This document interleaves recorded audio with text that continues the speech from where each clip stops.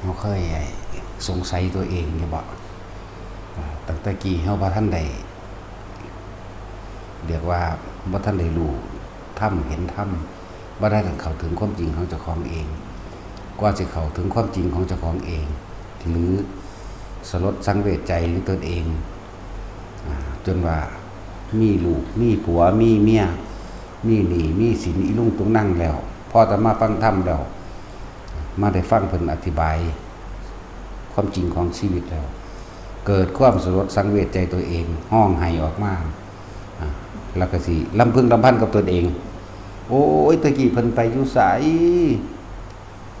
กูคือบ่เห็นตั้งแต่กูว่าท่านได้มีลูกมีผัวกู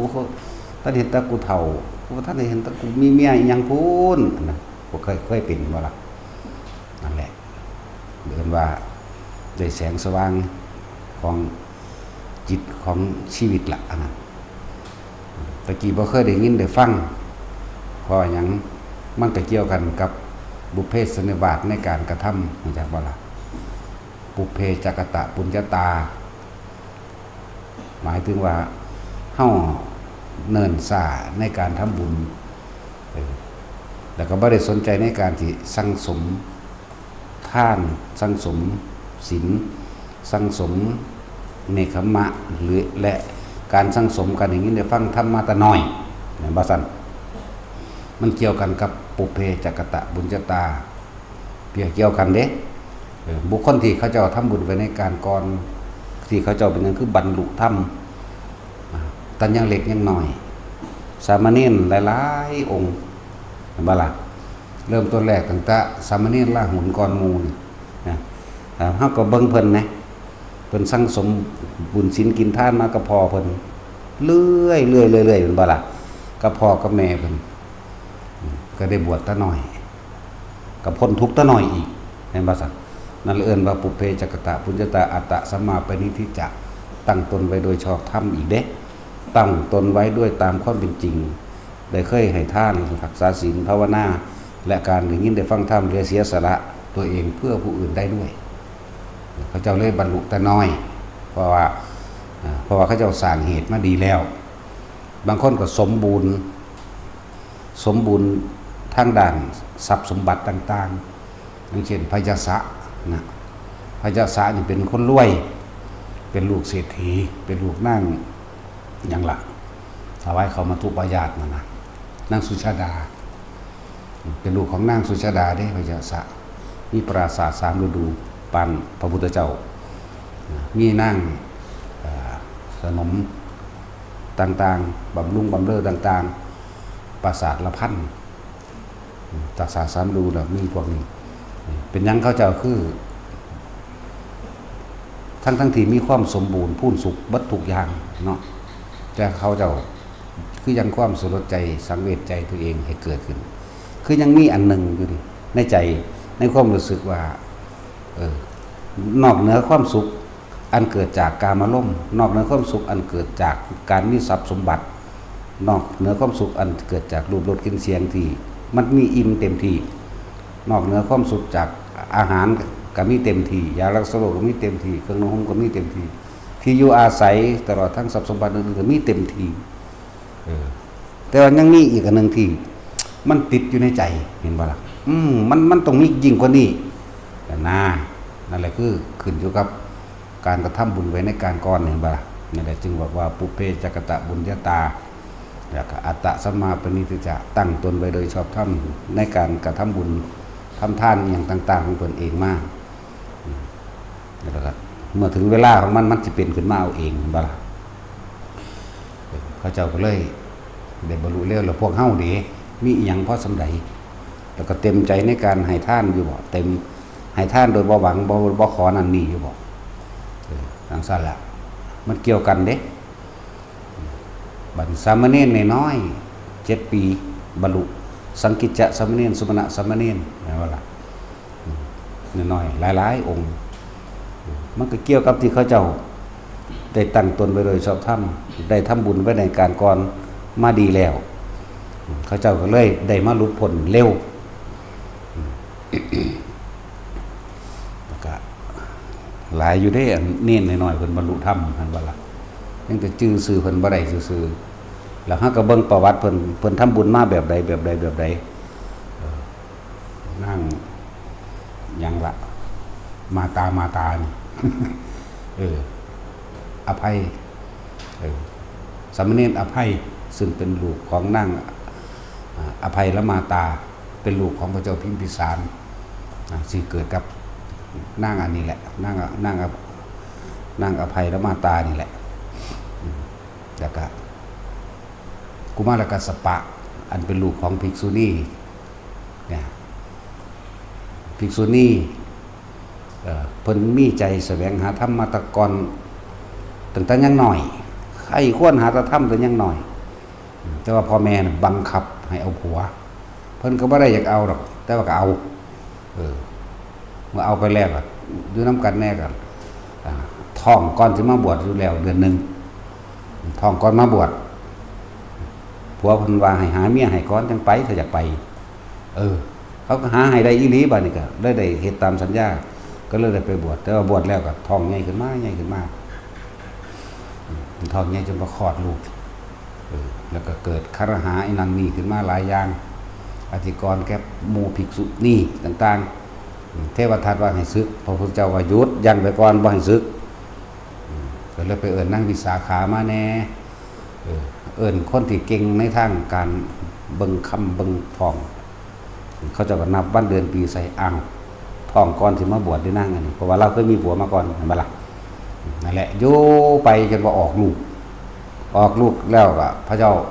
เปอร์เซ็นต์ที่โกศลรับไปเลี้ยงเป็นลูกบุญธรรมเวลานั้นนี่ก็ไปเพิ่นก็บ่ฮู้หรอกว่าเพิ่นเป็นลูกไผกันแน่อัน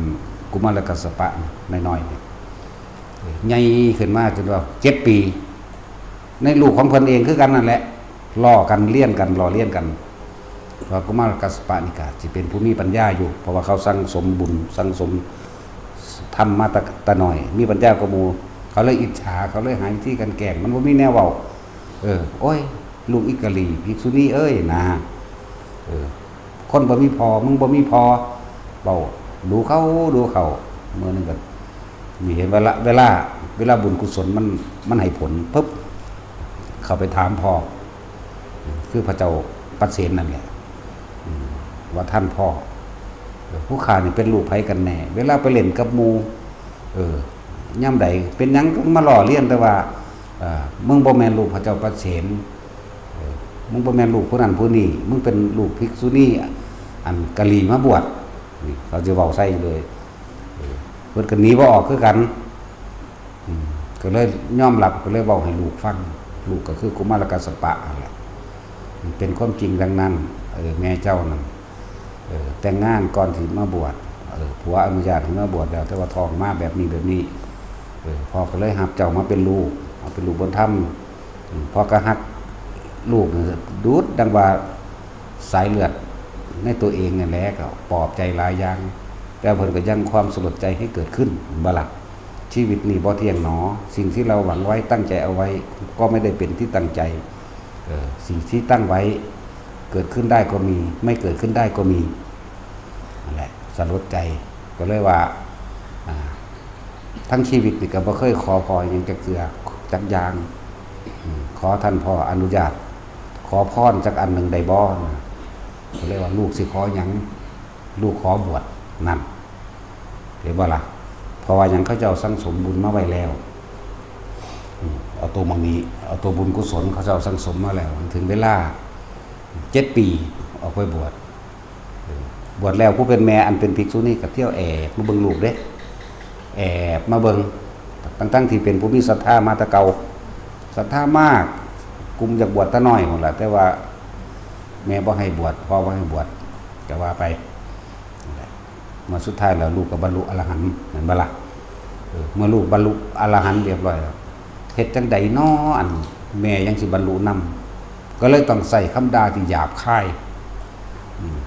ด่าสาดด่าเสียเพื่อให้เกิดความโกรธเรียกว่าล่ะคือโกรธเกลียดลูกนั่นแหละเพื่อให้จุดเจตนาของเพิ่นก็คือว่าให้ไปบำเพ็ญเพียรตนเองบ่แม่นว่าบรักบ่แม่นมาห่วงบ่แม่นมาอาลัยอาวรณ์ห่วงหาแบบนี้ก็เลยใส่คำหยาบด่าอย่างรุนแรงนะ ว่าเป็นโซให้นี่ว่าเป็นนั่นเป็นนี่มั่งนะแม่ก็เครียดตัวบัดนี้พอได้เครียดแล้วครับเฮาเฝ้าอุตสาห์ทนุถนอมมาแต่อยู่ได้ทองเฮาอุตสาห์นั้นอุตสาห์อันนี้มาเรื่อยเอาต่อไปนี่ตัดขาดกันบ่เป็นลูกเป็นแม่กันอีกก็ไปขอกรรมฐานก็ยังกรรมฐานนี้เกิดขึ้นก็บรรลุอรหันต์ไปนักพูดถึงว่าคนที่บรรลุแต่น้อยกุมารกัสสปะแน่สังกิจจะสามเณรแน่นั่นแหละแล้วก็พระเจ้าอภัยละมาตาไปเกิดเป็นลูกพระเจ้าพิมพิสารดอกอภัยละมาตาเนี่ยแม่เพิ่นก็เป็นโซไพนี่อยู่อีกเมืองหนึ่งไกลๆพูนล่ะเวสาลีพุ่นล่ะได้ยินชื่อเสียงว่าโสไพนี่หน้านี่สวยงามก็เลยให้เสนาอมาตย์ปุโรหิตใส่เขาจะแต่กี้มันมีคาถานั่นอยู่ครับให้พาไปในคืนเดียวให้ได้บ่ไปแล้วก็ได้เสียกันแต่ก็เลิกเกิดทองถ้าเกิดว่าเจ้าทองเลิกถอดแหวนทำมาลงไว้ห้ามีลูกนั่นนี่มากเกิดเรื่องเดือดร้อนนี่ให้ลูกถือแหวนมาหาเด้อนะแล้วได้ลูกคนหนึ่งนั่นแหละพระอภัยอันนี้อภัยสามเณรเนี่ยก็เลยเกิดเรื่องเล่าทั้งผุนทั้งลูกก็ถามแม่ว่าพ่อคอยเป็นไผแม่ก็เลี่ยงการตอบมากมายเลยแหละก็เลยก็เอานี่แหละพอเจ้าฝากแหวนไว้อันหนึ่งที่เจ้าถือแหวนนี่ทำมาลงอันนี้ไป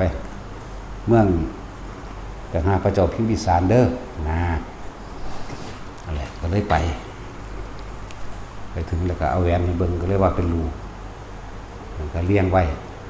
แต่ว่าก็ถูกกดดันและร่างแก่จากอาชาศัตรู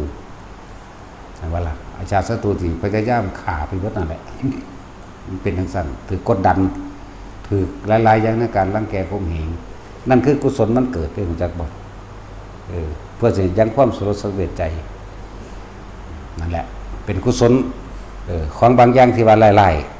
ๆแต่คนที่มีจิตที่เป็นกุศลอยู่แล้วจากบ้านนี้มันสิพลิกไปทางกุศลเลยเด้มันบ่ได้คิดสิเอาคืนเด้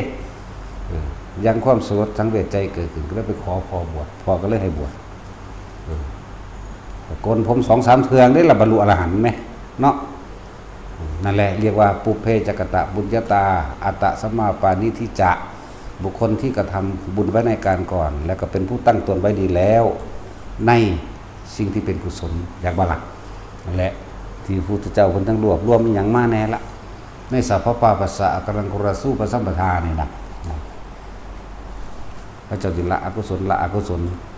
แม่นเรื่องหลายๆมันเบียดเบียนอกุศลมาเบียดเบียนกูคิดไปทางกุศลคนที่มีบุญมีกุศลนั้นไผสิก้าวตู้ใส่หลายหรือหาเรื่องหลายๆมาเปรียบมาเทียบมากัดมางางให้ลงก็ตาม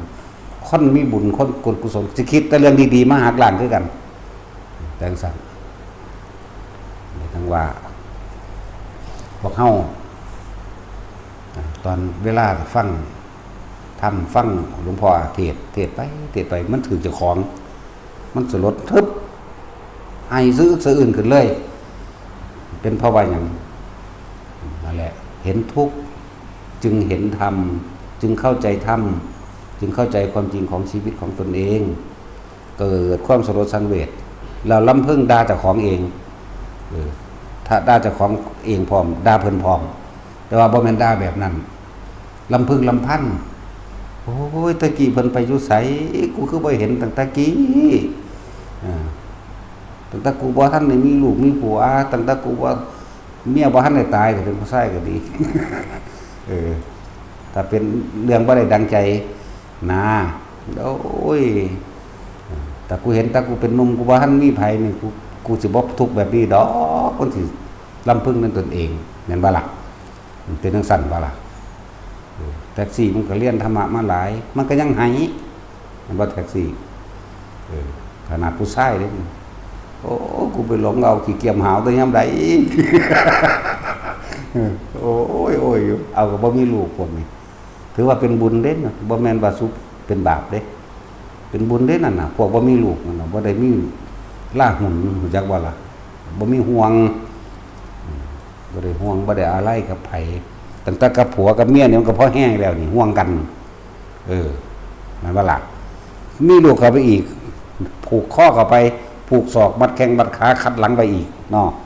ความห่วงคือพอเล็กแม่น้อยนั่นแหละดีละเด้บ่มีลูกเนาะโอ้ยเห็นบ่เป็นดอกมันอ้วน มันเป็นคือองค์มันต่ำกันแล้วมันก็เริ่มบ่ได้นอนนำกันเถือเนาะตาสินก็คือตาสินเด้ อุ้งปุ้งนี่มันโอ้ยต่ำกันทอง พวกเจ้าบ่ต้องไปว่าแต่ว่าคนโบราณที่มีความเสื่อมากที่ว่าคนบ่มีผัวก็เป็นคนบาปคนบ่มีลูกก็เป็นคนบาปแม่นบ่ล่ะโอ้ยเขาบอกว่าเครื่องมูเด้นั่นแหละมันคนบุญบ่จักบ่พวกเจ้ามีความสงบหลายกว่ากันกับคนที่ดิ้นรนหาเด้แม่นบ่พวกเจ้าบ่ได้ไปวางแผนอนาคตให้ลูกเรียนอันนี้จบนี่ไปเป็นอันนี้จบอันนี้ไปเป็นอันนี้นะก็เลยว่ามันสงบทั้งความคิดสงบทั้งการไขควรอย่างหลายกว่ากันนั่นบ่ล่ะส่วนผู้มีลูกได้เอา1 2 3อีนั่นก็ขึ้นม.นั่นอีนี่ก็ขึ้นม.นี่อีนี่ก็สิเข้าอนุบาลนี่กันสารวนนัวเนี่ยความคิดต่างๆแล้วก็กดดันตัวเองหาเงินหาทองทุกสิ่งทุกอย่างนั่นบ่ล่ะนั่นแหละจึงบอกว่ามันขึ้นอยู่กับการสั่งสมบุญกุศลไว้พุทธเจ้าเฮาทุกพระองค์เพิ่นจึงบอกว่าให้พวกเฮา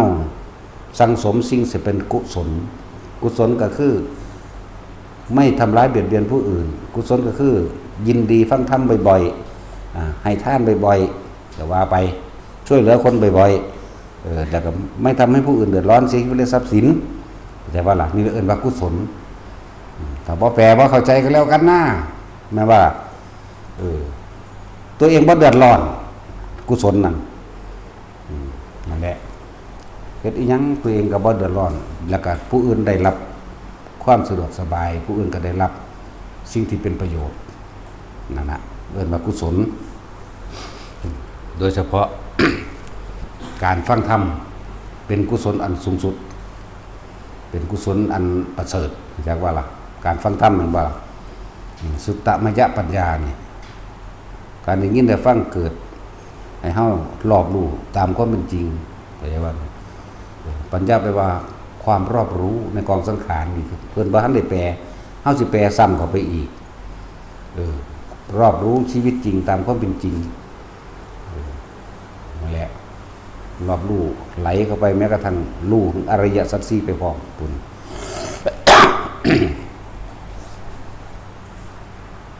หลายอย่างบ่บาดนี่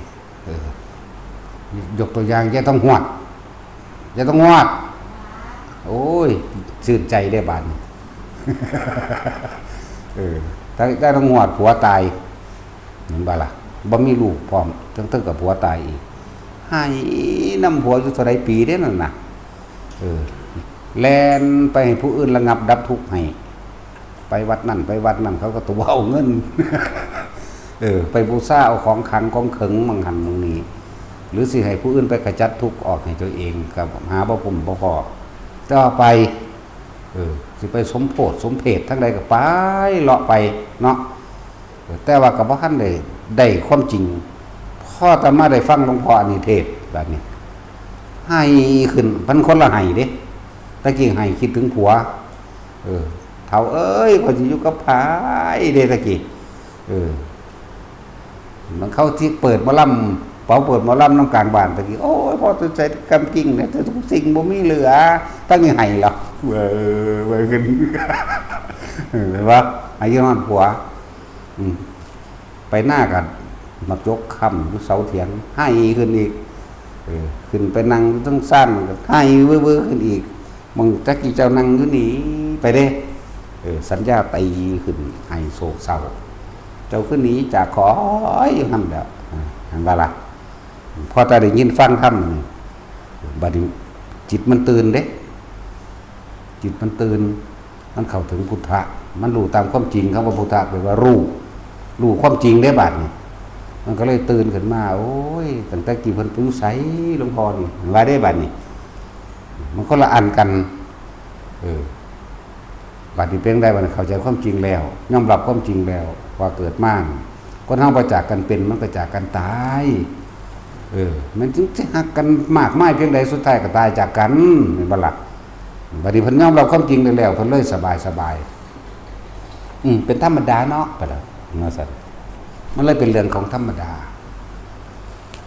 ให้นำผัว ได้อีปูมาตัวหนึ่งก็ให้น้ำผัวคนพากันทุกข์กันยากกี้อีปูกินจำเขา คือสัตว์ด้วยนั่นแหละเป็นเพราะว่าเฮาบ่ได้สั่งสมไว้แต่ในการก่อนตอนที่มีโอกาสแต่มันเป็นเรื่องที่ผ่านมาแล้วมาแก้บ่ได้ก็จริงแต่ว่าตอนนี้ทุกคนมีโอกาสตั้งต้นหรือเริ่มต้นหรือสั่งสมให้มากขึ้นอะไรว่านี่ปัจจุบันสำคัญสุดเริ่มตอนนี้สิไปเริ่มตอนไหนคือจังนั้นเน้นน้อยนะโมนี่เห็นบ่มันก็เริ่มต้นมาแต่น้อยเห็นบ่นี่มันบ่ได้ไปยิ่งขี่กระปอมกิ่งกากระไผได้นี่บ่ได้ไปหาปลาขอนเล่นๆยิ่งขี่เจียมกระไผเนี่ยมันก็เป็นบุญของมันเองมันละเว้นจากการฆ่าสัตว์นั่นลักทรัพย์หลายๆอย่างของมันเองมันก็เป็นของมันเองโดยธรรมชาติอัตโนมัติของมันแม้นบ่ทันได้เข้าถึงความจริงโดยธรรมโดยอริยสัจสี่ก็สร้างแต่ว่าโดยโรคภัยไข้เจ็บความลำบากในการทำมาหากินโดยการถูกรังแกข่มเหงมันบ่มีเห็นบ่พอมันมาอยู่จังซี่มันบ่ได้ไปข่มเหงสัตว์รังแกสัตว์แม้กระทั่งคนเหมือนกันมันก็บ่ได้ไปรังแกข่มเหงนะนี่คือมันสังสมไว้แต่น้อยจังซี่นั่นแหละพระเจ้าเข้าใจแล้วว่าบาดในคำว่าธรรมะแปลว่าความจริงของชีวิตเจ้าของเองสั้นแล้วภิกษุนมสามเณรหน่อยเพราะว่าเขาสร้างสมไว้ของเขาเด้พ่อแม่เขาก็เอาให้เขาบ่ได้เด้เขาต้องเฮ็ดเอาเองนั่นบ่ล่ะสั้นแล้วต่อไปสมมุติว่ามันบ่พ้นศาสตร์นี้ศาสตร์ต่อไปมันบรรลุเร็วได้บัดนี้เห็นว่าล่ะก็เป็นคนที่บ่มีความทุกข์หยังแน่สั้นละนั่นแหละแต่ว่าเขาเจ้าสั่งสมมาแต่ในการก่อนไว้ดีแล้วมาถึงเวลาแม่นบ่อยากเป็นแม่นบ่รู้ก็สร้างมันสิบืนออกมันสิดิ้นออกมันสิดิ้นออกจากที่คุ้มขังทั้งที่มีความสุขสมหวังในการมาล่มทั้งเบิดพยาสะหรือพระพุทธเจ้าเฮาก็ตามนะบ่ล่ะมีความสุขสมหวังพระพุทธเจ้ามีนั่งสนม 74,000 คนตัดสินไหวบ่เจ้า มีนางบิมพาเป็นเมียเอกมันบ่ล่ะนั่นแล้วเพิ่นก็จังดิ้นออกมาได้ทั้งที่มีลูกทุกอย่างสมบูรณ์แบบเบิดเลยในชีวิตของเพิ่นเองสมบูรณ์ในทั้งอนิจจังทุกขังอนัตตาสมบูรณ์ในทั้งหลายๆอย่างสมบูรณ์ทั้งโลกก็สมบูรณ์ทั้งหลายๆอย่างนั่นแหละบอกบ่ถูกนั่นแหละแต่ว่าเรื่องยศถาบรรดาศักดิ์ตำแหน่งและอำนาจสมบูรณ์เป็นที่หนึ่งบอกเรื่องทางกามารมณ์มีเมียตั้ง 74,001 คนก็สมบูรณ์มีอำนาจอยู่แล้วมีคนใส่เต็มอยู่แล้วเห็นบ่ล่ะทั้งสั้นแล้วมือนั่นขนาดว่ามือสิออกมาไปบวชลูกก็ออกในมือนั่นบาดนี้พระราหุลมันก็ออกมาในมือนั่นบาดนี้ทั้งเพิ่นดินออกขนาดเชือกหรือบ่วงห่วงอันนั้นเกิดขึ้นมาแล้วในมือนั่นเพิ่นก็เลยต้องตัดห่วงออกเลยไปเลยบาดจังซั่นแล้วเพิ่นก็ออกบวช29 ปี35ย่าง36เพิ่นก็บรรลุนั่นบ่ซับตัดสรุนี่บ่ได้ทุกข์โดนคือเฮานั่นเนาะนั่นแล้วเพิ่นพอเพิ่นทุกข์มาก่อนแล้วเพิ่นทั้งสมมาก่อนแล้วเน้นน้อยก็เหมือนกันเพราะว่าสิเป็นเน้นละหุนกระทุกข์มาก่อนเด้มันเกิดกับพ่อเพิ่นเสียสละตัวเองเด้มีผู้ใดสิยินดีพอใจเวลาพอเพิ่นท่านเจ้าของเองเพื่อไปเป็นทาสเด้บ่แม่นท่านไปดีเด้ตาพร่ำเฒ่าทองแตกอันนั้น มันจูงกันหาได้ชาลี่ไปนี่ส่วนนั่งกันหานี่จมไม่พอเด้ก็สิพาดภาคออกก็พอนี่เป็นคนเห็นแก่โตเห็นแก่อันนี้จมไปนำทางเกิดศาสนาจะมาเป็นลูกพอแย่ลูกกันอีกจมนั่นเห็นบ่นี่แหละตัววัดจนพาลังหุนสาธุเด้อขึ้นชื่อว่าบิดาของข้าพเจ้าที่จะไม่ทำประโยชน์อะไรเพื่อผู้อื่นไม่มีในการครั้งนี้มาบิดาของข้าพเจ้าปรารถนาสิ่งใดขอให้บิดาจงสมปรารถนานั้นข้าพเจ้าขอจักอนุโมทนาแม้ชีวิตนี้ก็จะถวายบูชาในพระบิดาของข้าพเจ้านะเต็มใจไปได้นั่นบ่จมบ่บนบ่ยั้งไปเขาจูงไปนั่นแหละก็จูงไปง้อมไปสั่นแล้วเกิดมาศาสตร์นี้ก็มาเป็นลูกพระพุทธเจ้าคือเก่าลูกมันใหญ่พิมพ์ผ้าคือเก่านั่นแหละทั้งสั่นเพิ่นก็เลยเป็นสามเณรองค์แรกในพุทธศาสนาแม่นบ่ล่ะนั่นแหละแต่เพิ่นก็พ้นทุกข์ได้เร็วความได้เร็วเหมือนกันพูดถึงเรื่องนั้นเพิ่นก็เป็นผู้เลิศทั้งเป็นผู้ว่านอนสอนง่ายเพราะว่าเพิ่นเป็นคนหูมันตะเกาตะกับเกิดมากับพ่อเพิ่นเสียสละมากๆคักแล้วแต่จะเว้าเรื่องเสียสละบ่ได้มีผู้ใดเสียเที่ยวดอกอยู่ในนี่ก็เลย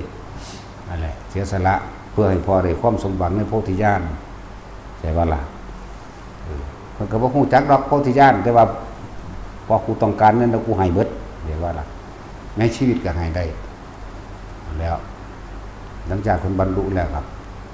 บ่ค่อยมีบทบาทปานใดในโลกมนุษย์นะแต่ว่ามีบทบาทกับพวกเทพเทวดาเด้ในหมู่ลูกศิษย์ลูกหาบริวารของตนเองส่วนมากเป็นเทพเข้าใจว่าล่ะ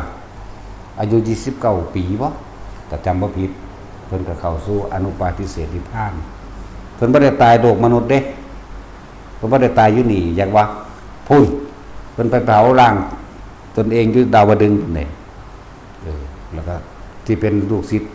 ลูกหาของตนเองที่เพิ่นเคยพาสังสมความดีมากล่ออยู่สวรรค์หลายที่สุดเป็นเทศนาอยู่บ่เทศแต่เพิ่นบ่ได้เทศลงมนุษย์มากเพิ่นสิเทศนาถึงสวรรค์มากแล้วเทศนาก็พวกนั้นก็บรรลุข้างบนมันได้พวกนั้นก็ดีนั่นแหละทางดีตัวพวกนั้นบ่ได้เกิดมาทุกข์คือเฮาแหมเนาะบ่ได้หามาอึ่งมาต้มไหมบ่ได้หาปลาแดกอึ่งไหมแม่นบ่สัตว์พวกที่เคยเฮ็ดร่วมกันกับเพิ่นมาบ่แม่นว่าเพิ่นบ่มีลูกศิษย์ลูกหาเด้เพิ่นมีอยู่อย่างเพิ่นสุดท้ายของสุรสสังเวชมนุษย์นำอันนึงคือว่าล่ะอุปนิสัยในการสังสมมันก็ต่างกันเพิ่นก็เข้าไปเผาตัวเองเตโชกับสินไฟเผาตัวเองอธิษฐานกับกระจัดกระจายหมู่เทพบรรพสัตว์บริษัทบริวารตนเองก็เอาไปปฏิสถานตามวิมานต่างๆก็ใช่ว่าหลักเพิ่นก็บรรลุไปอายุ29ปีนั่นแหละมันบ่ล่ะเพิ่นบวช7 ปีนึงเด้เพิ่นบวชก็ดีแล้วแต่ก็บ่ได้มาอยู่จนว่าเฒ่าแก่ชรางงกโอ้ยขาดกินข้าวเนาะว่าแต่สิว่าเอาบ่มึงแต่ตอนนี้ก็ได้ว่าแต่เป็นอรหันต์เนาะแต่กูบ่เป็นอีหยังกูก็ยังอยากตายตอนนี้อยู่กูอยากตายซุมื้อโลดจักยามใดมันสิตายหิมะแฮมมันจักสิมาอยู่อีหยังแบบนี้เนาะนั่นแหละเป็นหยังเวลาเฮาฟังธรรมแล้วมันเกิดสะเทือนใจบัดนี้มาสะเทือนตอนเฒ่าบ่แม่นบ่ล่ะมาสะเทือนตอนเฒ่าแล้วโอ้ยตะกี้เพิ่นอยู่ไสกูคือบ่เห็นแม่นบ่ล่ะจมให้เจ้าของแถมต้องจมให้เพิ่นนำตะกี้เพิ่นอยู่ไสว่าซั่นบ่ได้จมให้เจ้าของในเรื่องว่า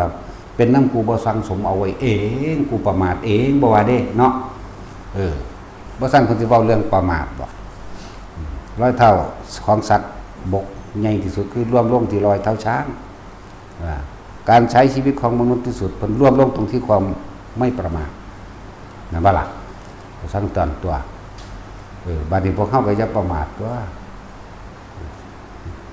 เฒ่าใกล้ตายแล้วมันก็แต่ว่าความใกล้ตายนี่บ่ได้เลือกเฒ่าหรือนุ่มดอกว่าแต่ว่าปัจจุบันณขณะนี้มันรู้แล้วมันเห็นแล้วเป็นหยัง คือว่าทำสติเกิดขึ้นอยู่มากๆนั่นว่าซั่นปฏิบัติธรรมทั้งเบิดมันมาร่วมตรงสตินี่เด้ล่ะสติถ้าแยกกระจายออกไปโดยปริยายโดยอเนกอนันต์มันก็มากกว้างขวางบ่ว่าจะเป็นสติปัฏฐาน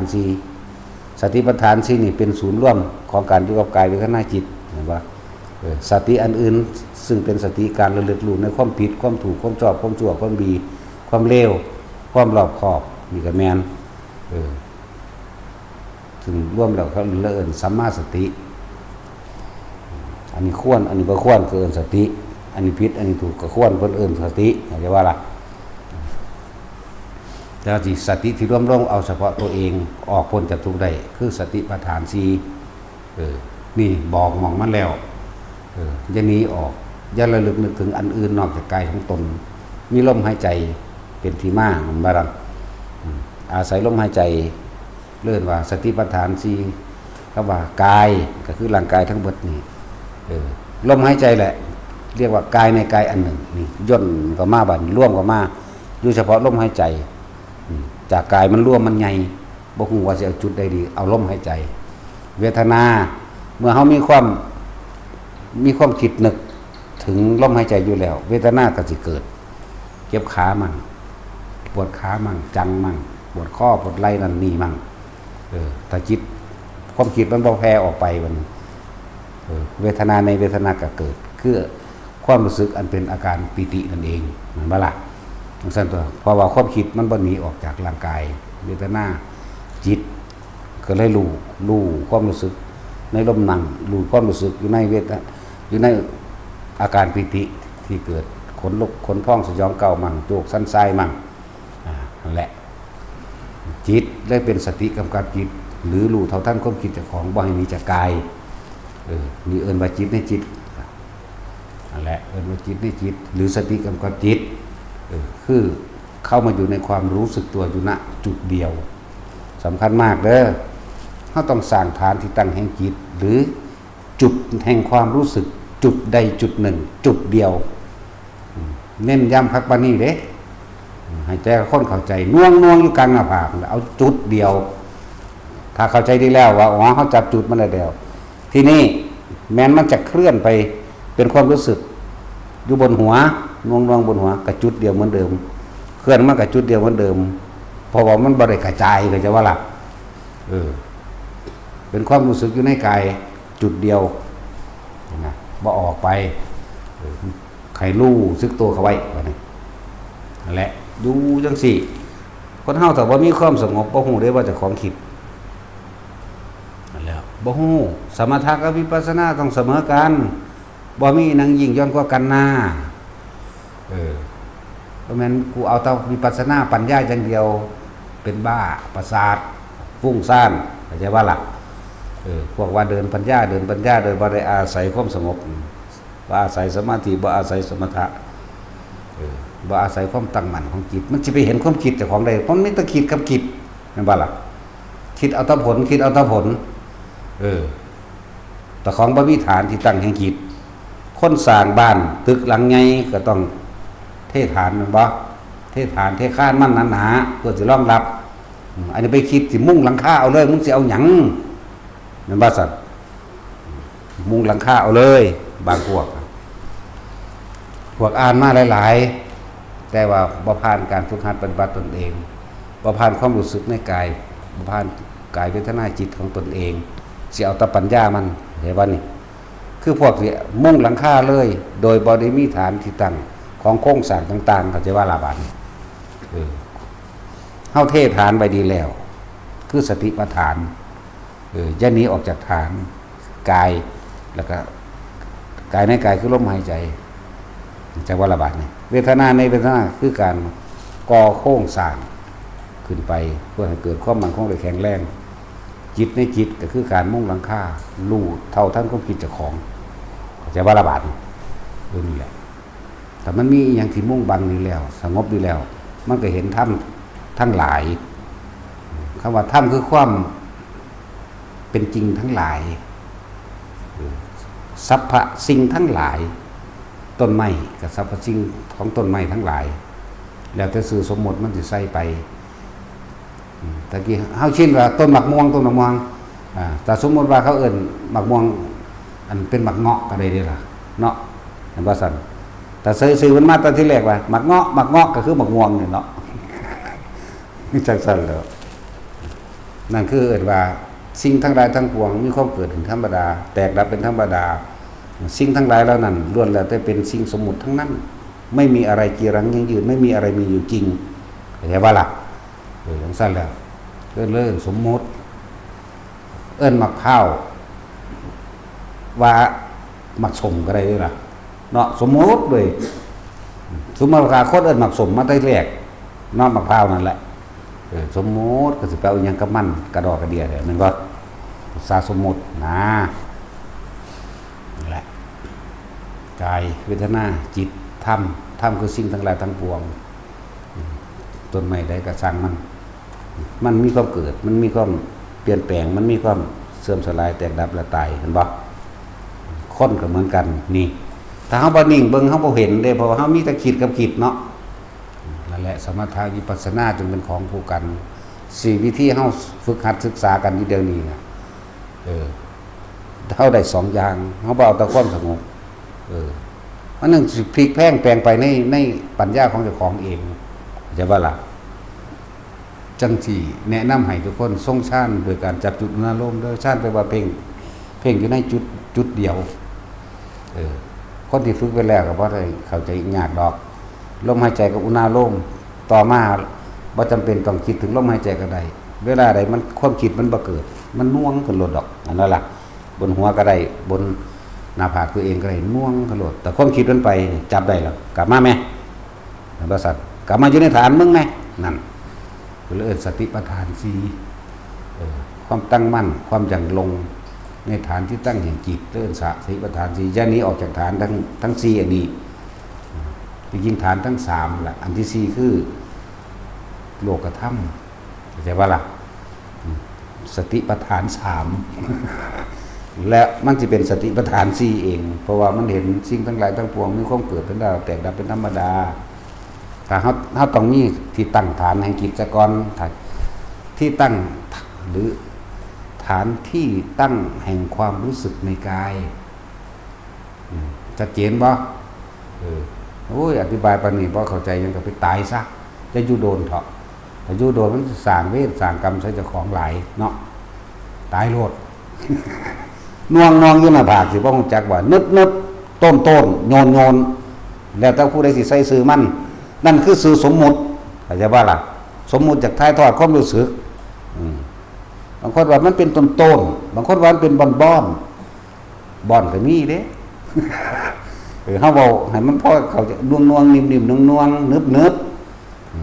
บางคนก็ว่าเป็นหยดก็มีพวกขอนแก่นหรือพวกหยังว่ามันเป็นหยังเนาะว่าเป็นต้นนี่แหละเนาะเป็นต้นว่าซั่นบัดในความหมายของความรู้สึกต้นๆมันต้องมีหยังโยดลงมานะว่าเป็นบ่อนเขาสิไปเห็นปลาดุกบ่อนเนาะเขาเลยเทียบใส่ปลาดุกบ่อนสมมุติแต่ความรู้สึกเดียวกันจากว่าล่ะนั่นแหละตัวจริงมันก็เอิ้นว่าธรรมมันบ่แม่นภาษาพูดภาษาเขียนที่สิลงตัวกันได้ดอกอย่าอีนังหนักหนาที่ฝึกหัดให้วินีแต่เฮาบ่มีความสงบเฮาสิบ่ฮู้จักได้ว่าเฮาฟุ้งว่าเฮาสิไหลไปตามความคิดเนาะพวกอ่านมาแต่ว่าบ่ผ่านการปฏิบัติฐานที่ตั้งหรือฐานมันบ่มั่นคงนะถ้าคนบ่มีความสงบฐานบ่มั่นคงเด้เลื่อนว่าตึกสูงมันถ้าพอเทฐานยังแน่นหนามันตัวอาคารและหลังคามุงก็บ่มั่นคงอย่าว่าล่ะแต่คนส่วนมากมันมักง่ายคือคิดเอาคาดคะเนเอาสรุปผลเอาเลยถ้าแม่นเฮ็ดบ้านก็กูจักมุงหลังคาเลยจักสิมุงใสๆแต่บ่เฮ็ดฐานแต่บ่เฮ็ดตัวอาคารเลยก็แผงผังมันนั่นบ่สัตว์นั่นแหละที่พวกเฮาฝึกกันนี่ดูลมหายใจอุณหภูมิพร้อมขั้นที่2ลมหายใจหายไปความคิดมันบ่เกิดอีหยังปุ๊บมันก็น่วงขึ้นเลยนั่นแหละจังสังเกตความคิดบัดนี้แต่คนเข้าใจคิดถึงหมาที่เลี้ยงปั๊บ อ๋อมึงไปเกิดกับมาแล้วเนาะดึงขึ้นมาปั๊บนั่นแหละช่องว่างระหว่างการดึงขึ้นมานั่นแหละมันดับแต่ว่ามันเร็วเกินขนาดเท่าจึงทำให้มากทำให้บ่อยทำให้ชินทำให้เห็นเป็นปกติให้ได้ดุจดังยานทำให้รู้ความคิดนั่นเองพลิกต่อยอดทั้งความเห็นหรือทั้งปัญญาของเราเองนี่เลยเนาะอ๋อเกิดดับเป็นแบบนี้เพราะว่าเขาบอกคิดแช่อยู่ในเรื่องเดียวไม่ได้คิดแช่อยู่ในของบุคคลเดียวมันบอกเดี๋ยวก็คิดถึงผู้นี้ไปคิดถึงผู้นี้เกิดดับกับผู้นี้ไปคิดถึงอีกผู้หนึ่งเกิดดับกับผู้นี้คิดไปเรื่อยคิดไปเรื่อยไปเรื่อยนั่นแหละแล้วเขาสิเข้าใจเองบอกว่าความรู้สึกมันมีแต่ความคิดมันเกิดดับกับผู้นั้นเกิดดับกับผู้นั้นเกิดดับกับผู้นั้นเกิดดับกับบุคคลสัตว์สิ่งของสัตว์บ้านเรือนรถและเรื่องราวต่างๆแต่ถ้าความรู้สึกมีอยู่นั่นแหละเขาสิเห็นความคิดและความคิดก็ถูกรู้เองเข้าใจว่าระบาดย่าหนีออกจากความรู้สึกของตนถ้าเขาหนีหมายถึงความคิดไปถึงคนคนนั้นแล้วความรู้สึกนี่สิหายบ่มีเวทนาในเจ้าของเข้าใจบ่เนี่ยไปมีความรู้สึกที่พอใจกับไม่พอใจกับความคิดที่มันคิดไปพบเกิดตัวบ้านนี่พอใจกับบ่พอใจไปเกิดน้ำคนอื่นล่ะอาศัยผู้นั้นเป็นเหตุอาศัยคิดถึงจิตมีที่ตั้งหมายถึงคิดถึงบุคคลผู้นั้นปรุงแต่งได้บ้านนี่นึกคิดป้าอย่างไรเป็นทั้งสั้นทั้งสี่อารมณ์ก็เกิดดับเกิดดับเกิดดับไปพร้อมเด้พอใจไม่พอใจพอใจไม่พอใจปุ๊บปั๊บปุ๊บปั๊บอุเบกขาบ่มีเลยบ่เห็นเลยฉะนั้นจงสร้างฐานที่ตั้งให้คิดให้ดีณจุดเดียวสร้างอยู่นี่ตั้งอยู่นี่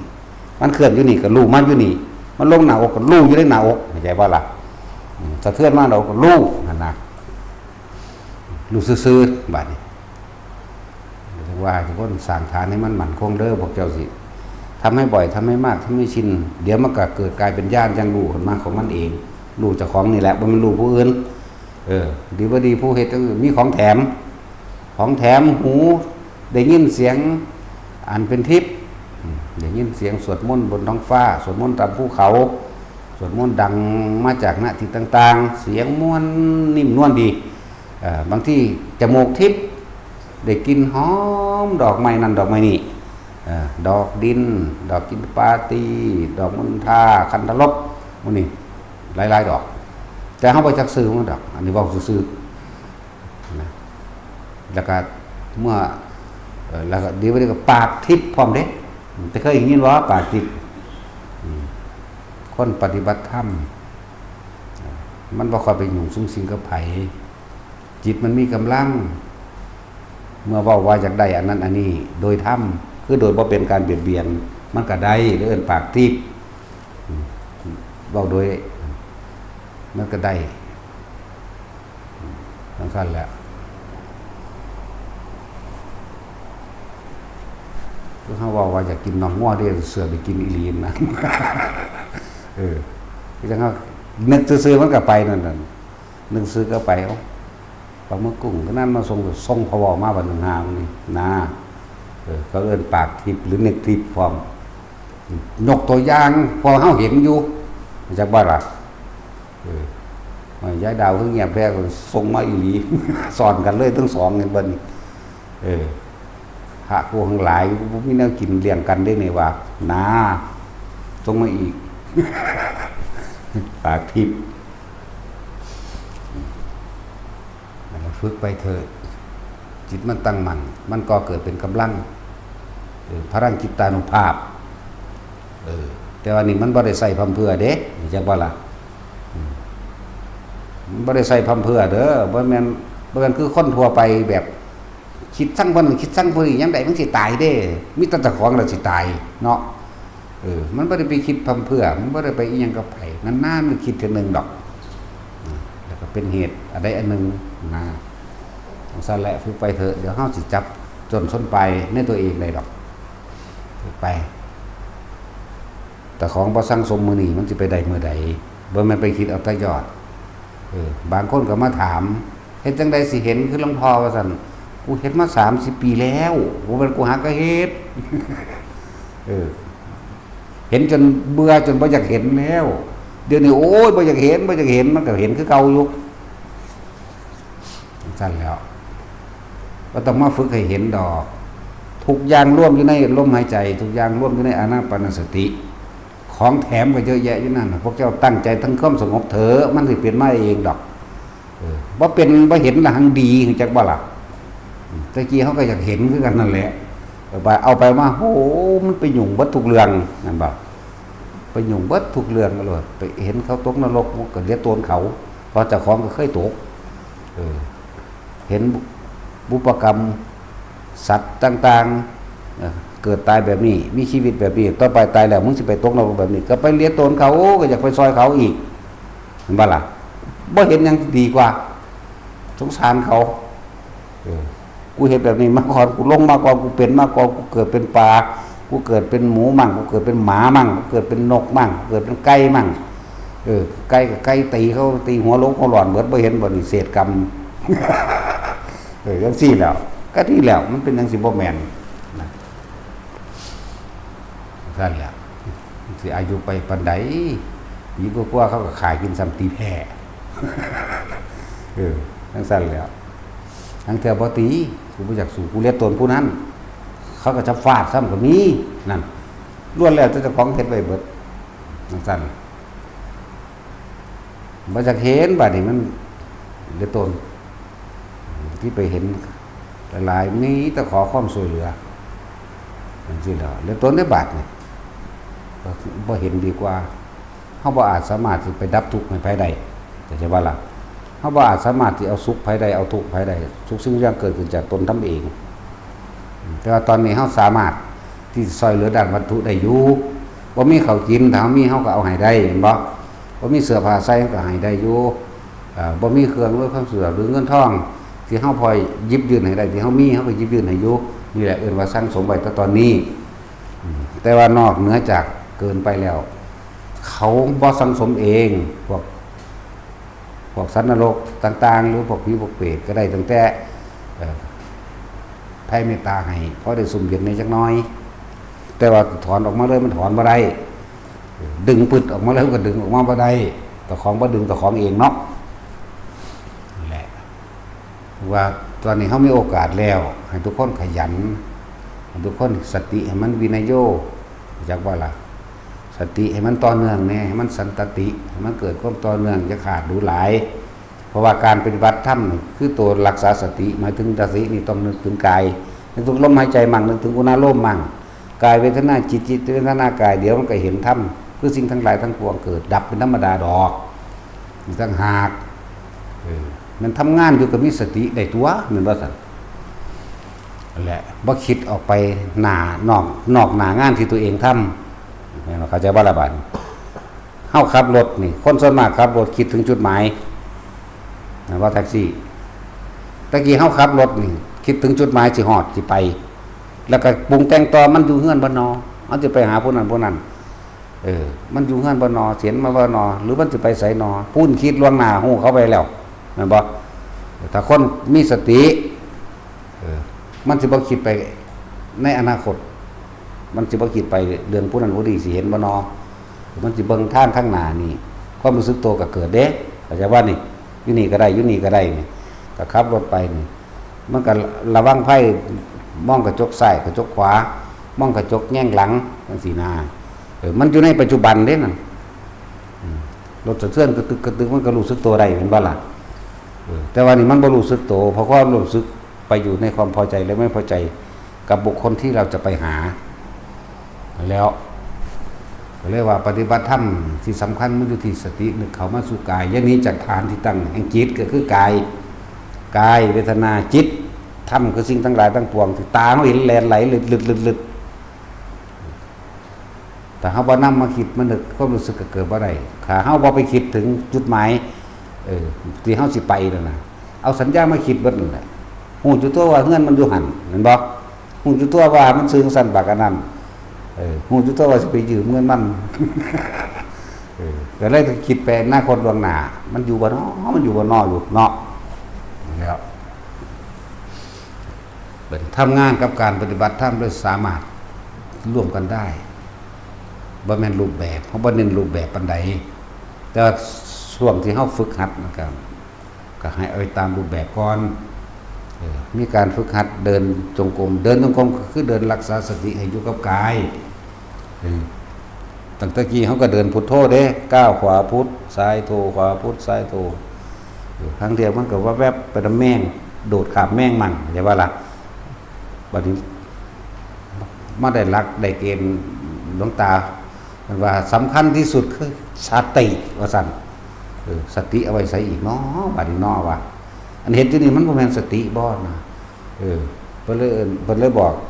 ฮู้ดังเพิ่นบอกถ้าเวลาใดถ้ามึงออกจากลมหายใจมึงก็ซ้ำมึงใหญ่หม่องทุกข์มึงใหญ่พบใหม่มึงใหญ่หม่องเกิดใหม่จังมาจับเคล็ดลับได้เด้น่ะแต่ว่ามีพ่อใหญ่บัวมันจะไปจับเคล็ดลับได้บ่ตะกี้มีแต่หาออกนอกลู่นอกทางเบิดนั่นแหละโอ้ยสัมมโนมยิทธิมันยากหยังเด้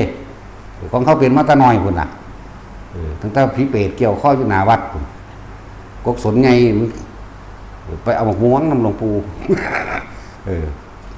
กกสนไงมันมีกกสนไงอยู่บ้านข้ามแก้วหน้าวัดตะกี้สนใบแหลมมันหน้าใบนั่นน่ะไปแล้วมันได้คำเด้มันเห็นหงดีๆนี่แหละมันหาโมงนี่แหละมันได้คำดอกเปรตอันนั้นมันอ่อนลงมามันบ่หมายถึงอันกกไม้นั่นน่ะมันโค้งลงมามันห้อยขาตกต้นอยู่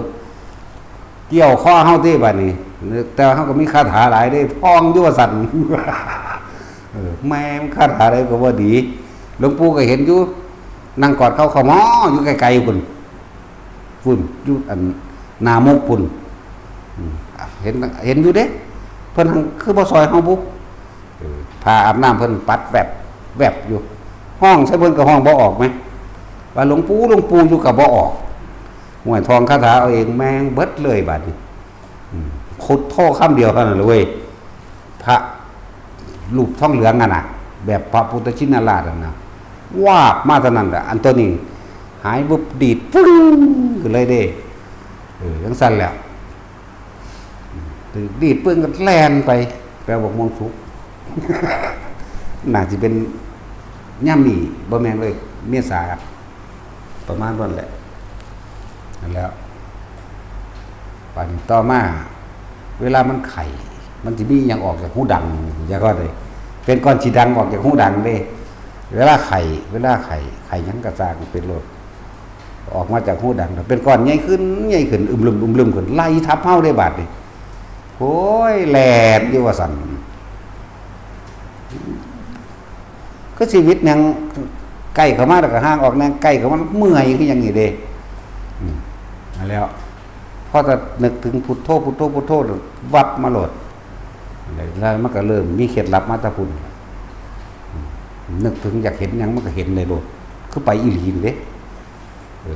แต่สิมันยุติแบบไหนแล้วกระชังมันดอกมันอ้อม รู้สึกว่ามัน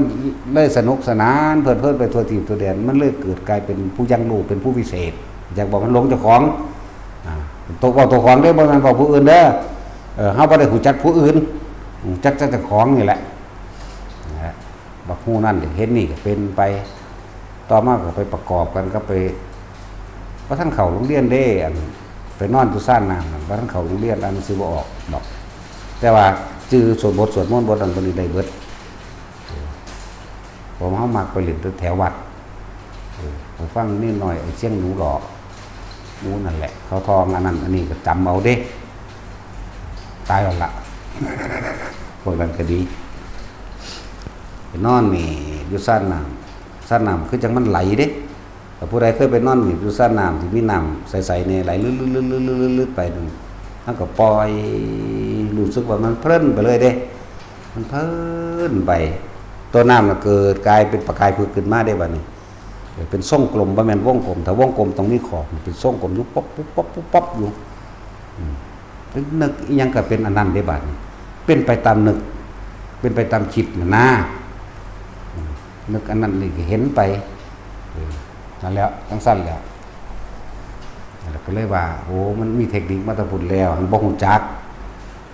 กว่ามันชื่อว่าจังใดอันแนวมื้อนั้นแต่ ต่อมา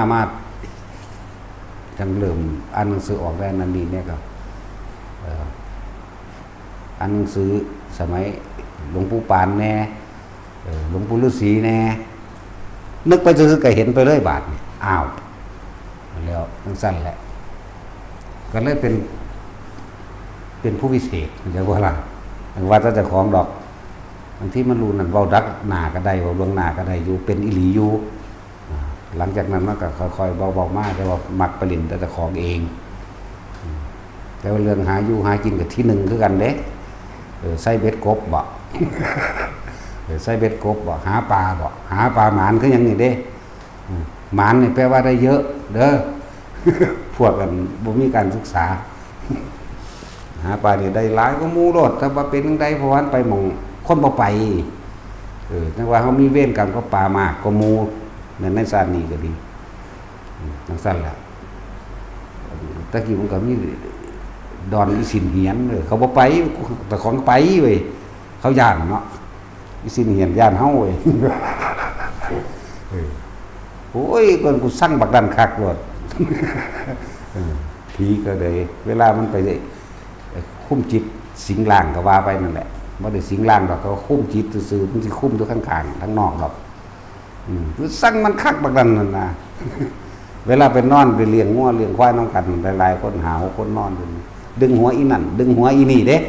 แต่มาหอดเฮานี่อีกูสั่งคักแบบสิเคประกอบก็บ่ได้มันขิวมันสั่งเฮามันบ่จากซูนนั่นน่ะอันแล้วเลยย่านเท่าเดียวดีแหละย่านเฮาเท่าเดียวนี้แหละตะปีเก่าคนไปเอิ้นมาโลดถ้าซื่อๆก็ออกเด้แต่มันจริงบ่จริงอันก็เลยเขาว่าซั่นแล้วมันเป็นตะสั่งอีหลีเด้ล่ะไปฮอดทุบทิ่มรถอันสารขอหมอแค่แม่ไว้ก็เลยร้อยทุบของเขาเขาจะก็สิมีกระโปะกระรามะพร้าวน่ะเรียกว่ากระโปะใส่ข้าวใส่แกบดอกมันใส่ข้าวอีหลีดอกใส่แกบใส่อันนั้นอันนี้ไปนั่นแหละทุบทิ่มเบิดก็จะเห็นนั่นแหละเป็นสั่นเป็นตะสั่งอยู่เด้ทั้งว่าอันเรื่องจังซี่เฮามีมาตรเก่าแล้วอาศัยเทคนิคการจำภาพะอันนั้นแหละตอนไปเอาหมกม่วงก็ได้จำภาพะอันนั้นได้ต่อมาเวลามันไข่มันคือฉีดังออก เป็นก้อนฉีดังดำๆออกมาจากหูดังเจ้าของอยู่เด้ออกมาข้างเดียวแต่ใหญ่ขึ้นบักใหญ่เลยบนธรรมดาเลยกิ้งไล่ทับเฮาเด่นแลนเมื่อยว่าสั่นซึ่งตัวของก็คือเหาะคือลอยไปพร้อมแต่ว่ามันก็กิ้งน้ำใดคือเก่าไหมเมื่อยบัดนี้นึกถึงภาพพระปึ๊บมาโหลดตัวนี้ก็ปึ๋งหนีเลยจื้ออะไรอยู่มือมันเศร้าอีหลีก็เลยอันเป็นกำเริดก็เอื่นกำเริดโดยภาษาบ้านเฮาเนาะนาทียุคปหาหรือปหกไปเลี้ยงควายดอกมันไข่แห้งจนถึง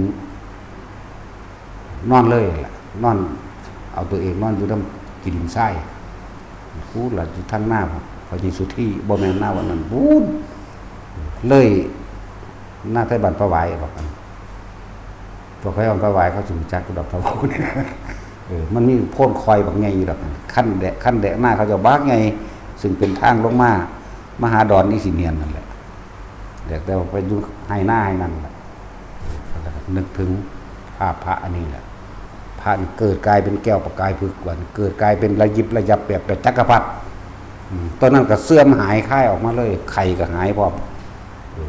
หลังจากนั้นเราก็บ่ค่อยไข่ค่อยป่วยบันไดปวดตะแขวปวดแขว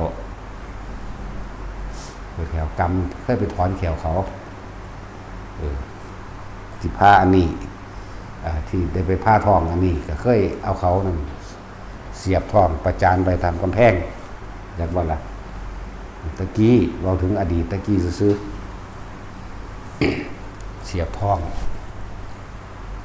ประจานไปตามกำแพงได้สิ30 กว่าคนนี่แหละแต่ว่าก้อนนั้นถอนแขวเขาก้อนได้ถอนแขวเขาก้อนขี้มันมีเลยได้ขี้ตะกี้ขี้มันเข่าใหญ่มันขาพระโมคคัลลาเลยทั้งดึงออกถึงมือเล่มเลยบ่ให้ตายแล้วก็เอามีดปาดแถหนังมันออกแล้วเอาเกลือใส่ ขนาดเกลือจะเป็นของราคาแพงได้ตะกี้แห้งขนาดได้เกลือเป็นของสำคัญเลยแล้วพริกเขาปลูกอะไรอยู่ตีมั่งนี่มั่งเอาพริกบอกพริกเขาน่ะที่เขาตำแก้ววางใส่มั่ง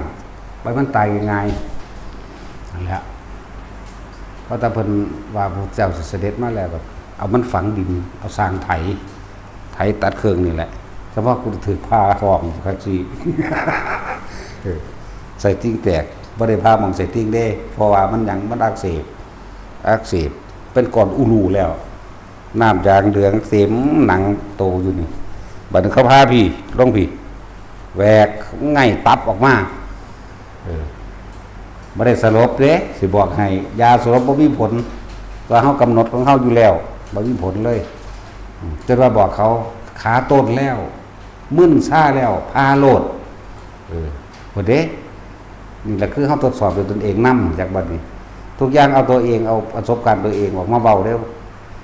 เอาความรู้สึกจริงๆที่มันเป็นมาเว้าเด้พิสูจน์ด้วยตนเองแล้วก็พามาเอานั่นออกแน่เอานี่ออกแน่ก็บอกเขาไปทั้งแต่ก็ส่วนเขาก้อยตับกินโอ้ยเป็นแต่แซ่บแต่ว่าก้อยกินซะหน้าเฮาเขาก็หัวไปน้ำเผ็ดไปน้ำเด้คนไข่ยังอารมณ์ดีปานนี้นะเขาบ่เคยเห็นเราได้เห็นวิดีโอพิเศษไว้มันหลายมือ16 มือจังไปพาอะไรมันเลยเป็นอักเสบมันเลยต้องพาพี่ต้องไปพี่ฉีกออกหมออันยังก็ลืมซื้ออีกแล้วเนี่ยตาจินหมอยังนี่ที่ผมนะหมอหานโรงพยาบาลหมอหานแล้วไงออกเลยเด้เราเห็นแห้งๆเด้แล้วขวักไงปวกออกดึงเอายังแง่ยุ่มๆยางน้ำมันล่ะออกสิทธิ์ลงยังละไขมันน้ำตับได้ออกแดงเครื่องๆก้อยกินน้าเฮาอ่ะสั่นแล้วเห็นเบิดเนาะแล้วก็พี่ออกเอาอันนั้นเป็นตาแซ่บแหละนะมีจังซี่อีหลีได้หลักจังสั่นแล้วแต่บ่เก็บเด้คือเฮานักเดียมนี่แหละรู้จักนักเดียมบ่เนาะบัดนั้นโอ้ภาษาไทยนักเดียมนี่วางเลยเนาะกูบาทนี่จักกะจี้โอ้ใครแน่คิดออกอยู่ นักเดียมแปลว่าจักกะจีเด้อแปลให้พร้อมจังซั่นแหละมันเป็นคือจักกะจีหรือนักเดียมนั่นแหละบ่ได้เจ็บเด้เพราะจังเฮาส่งของเฮาอยู่ตลอดมันก็อยู่มันรู้ของมันอยู่ต่างหากดอกอันนี้เบิ่งไปหั่นแหละปากก็เว้าไปตามมันตัวพาเว้าแหละก้อยกินหน้าก้อยตับกินหน้าก็ว่าไปเด้แต่ความรู้สึกทางกายแค่จักกะจีหรือนักเดียมนั่นเองนั่นแล้วเขายิบบ่ดีดอกเว้นกรรมของเฮาอีกไอ้จนแตกออกมาหยิบใหม่ไอ้มันแตกออกมาหยิบใหม่ จักมันเป็นหายังคือไอ้ดีถือว่าอันหยิบทองเนาะคือตะสั่งก็ยังเลยไอ้โยสันไอ้จนแตกออกหมอหารเพิ่นสีควากออกแล้วเด้มันแตกออกไหมน้ำเหลืองมันย่อยออกแต่สันมันหยิบบ่มิดนะมันก็สีควากดึงได้ออกเอามือนี่ควานเฮาก็นักเดียมแล้วเนาะจากหัวจนตัวมันบ่ได้เก็บได้ล่ะผู้เจ็บคือตาจุ้ย ตาจุ้ยเป็นผู้ไปเฝ้าพอไปเฝ้าแล้วก็ฆ่ากูคักๆล่ะกันเลย เป็นผู้ไปดูแลประสานถืออันน้ำเกลือนางน้ำหลังก็ไปเฮ็ดอันน้ำเกลือส้นใส่ขาด้วยฟาดมาใส่หัวเฮาอีกโอ้ยกูเบิ่งเจ้าของเราเองดอกบ่ต้องมาเบิ่งดอกมี เขาเดียวก็ผ้ามาเดี๋ยวมาตั้งขาน้ำเกลือไว้เขาเผลอเขาเดี๋ยวมาอีกแล้วอันขาน้ำกระดิษฟาดมันลบอีกเอากันอยู่เรื่อยถึงได้อยู่เรื่อยจนเท่าเดือนนี้ก็ด่าคือเขา โอ้กูไม่ได้ตายกูเป็นโรคหรอกกูตายทั้งมันนี่แหละที่ สัตว์กันอยู่เรื่อยตัวมีพูดถึงผลของการที่เขาส่งชาติจะเลื่อนชาติจากว่าล่ะพูดถึงผลมันแล้วนี่ว่ามันเป็นแบบนี้เวลามันจะเจ็บปวดเฮารู้เข้ามาในร่มปั๊บตัวนี้ขึ้นแต่คนมันชินแล้วมันกำหนดมันได้ก็ได้เฮาสิให้มันเป็นเครื่องอยู่เฮาจะเอาความรู้สึกนิ่มๆนวลๆดีอยู่หน้าผากอยู่หัวนี่ มากลุ่มมันไว้จักบ่ล่ะแต่มันใส่ติ้งแตกเขาก็หูอยู่เด้มันเดียดเข้ามึงนี่โลดมึงจักโลดจักเบิ่งกูสิเฮ็ดให้มันเปื่อยก็ให้อีบูดไปต้มน้ำร้อนแนวน้ำร้อนคนตะกี้ไหมถุงน้ำร้อนที่เป็นพลาสติกเพราะว่าจังสิเฮ็ดมันเปื่อยกว่าเก่าจักบ่ล่ะนอนเต็งไว้ต่อสู้กันนั่นแหละเฮ็ดทดสอบนอนเต็งให้มันเปื่อยแล้วก็ไปหาหดน้ำต้นไม้แบกสายยางบักใหญ่เด้มันสายยางน้อยๆคือซุมือนี่เด้สายยางบักใหญ่พุ่นลากแมงก็พุ่นล่ะ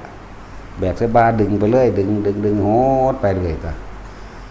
พวกเจ้าไม่เห็นได้กินหมากมันไปแห้งกันละมันบ่คือตะกี้เด้ตะกี้ฟาดแมงตะดึกๆคุณมันปวดหูจักจี๊ดขึ้นมาปุ๊บนั่งลงเอาความรู้สึกกบไว้ปั๊บบางทีก็คุ้มทั่วล่าง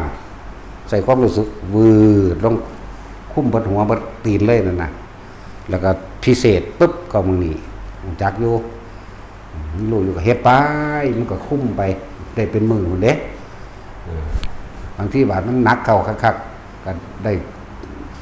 หลายชั่วโมงถ้าก่อนแบบมันหนักนี่แต่ว่ามันหนักมันติดแตกมันเจ็บแห้งปุ๊บนั่งลงไหมหาวิธีสลัดบ่ให้มันปวดนะใช่ป่ะล่ะแล้วก็ดึงความรู้สึกดึงลงไว้คือเก่าเฮ็ดจังสั่นล่ะมันก็จอยลงที่มันอันมันบ่ย่อยนำก็สิมีส่วนย่อยก็สิมีอยู่ในหั่นแหละแล้วเขาสูบเอาอันน้ำหนองไหมได้20กว่าลิตรไหมบ่ได้น้อยเด้มึงว่าหลายหรือน้อยมึงเป็นหมอจักซี่22ลิตรนี่แล้วเขาได้ก็สูบทั้งนั้นทั้งนี้สูบว่าผมบ่ธรรมดาดิ20กว่าลิตรดิ22ลิตรไหมทั้งสั้นแล้วก็เฮาก็เอาขวดน้ำลิตรมาเทใส่กันเบิ่งแม่มันหน่อยละมันอยู่ได้จังไดอยู่ในร่างกายเฮานี่พอกินยังมันก็ปูดออกนี่ มันปูดออกมาเบิดได้ซั่นเฮาเป็นหยังก็บ่ตายเฮาก็กินปิติเด้เป็นอาหารเลยเนาะทั้งสั้นแหละปิติเป็นอาหารซะมากกว่านะแต่ก็เป็นคนบ่ค่อยมักกินน้ำพร้อมมื้อนึงบ่ได้กินน้ำหลายเด้หรือว่าน้ำขวดที่พวกเฮาใส่กิน7มื้อก็อยู่ได้เด้มันกินอยู่นี่ก็สร้างนี่เดี๋ยวนี้จนเท่าเดี๋ยวนี้จิบไปล่ะมันซั่นแหละบ่ค่อยกินปิติ มันก็อิ่มของมันอยู่ซั่นเห็นว่าล่ะสิแล้วมันยังน่ารักอยู่เด้เดี๋ยวตอนนี้ก็เลยเนาะจังซี่บ่ว่าบ่ได้กูด่า งั้นว่าพวกก็สิแล้วล่ะหัวแล้วว่าน่ารักก็จะยายดันก้มหัวอยู่กัน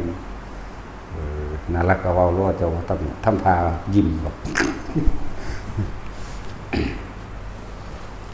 ทรงชาญเจริญชาญไปเรื่อย